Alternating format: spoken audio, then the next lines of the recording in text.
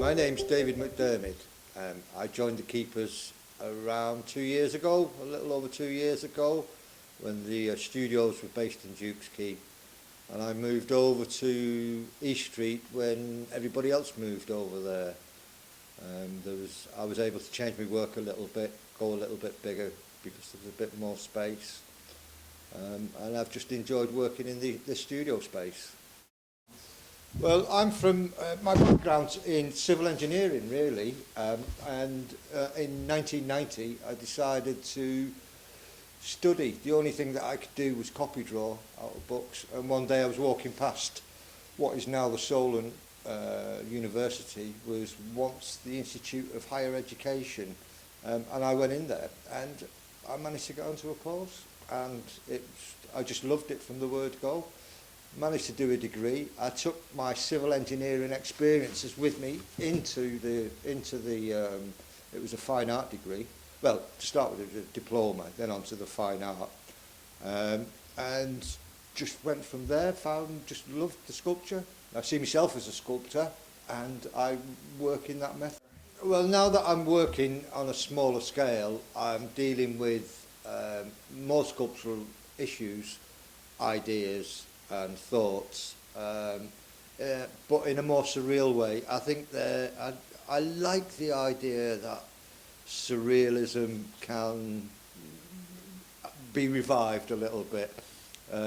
So I like that idea. I'm not concerned with the audience for it, I'm more concerned with my own feelings for it.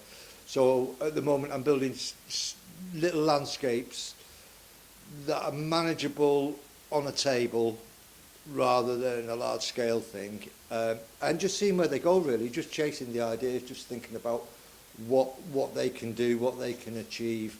It's more of an aesthetic thing really than an actual physical sculptural thing, but then I can put sculptural ideas in there like balance and volume and other sculptural ideas, and there's also the ability to put some of the abstract things in there as well, the more like comedy and other kinds of things in there what aren't real.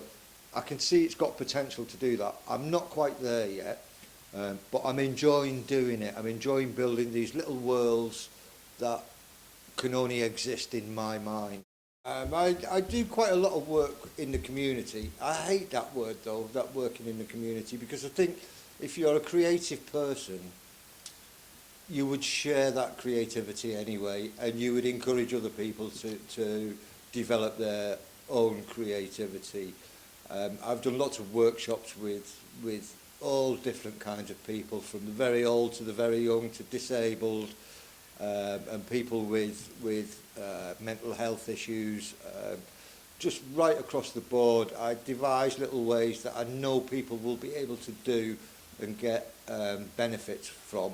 Usually with clay, but quite often with wood or with other materials, or just any ideas really, any materials and ideas, and just bring them all together and mash them together and try and get people to find their own inner creativity.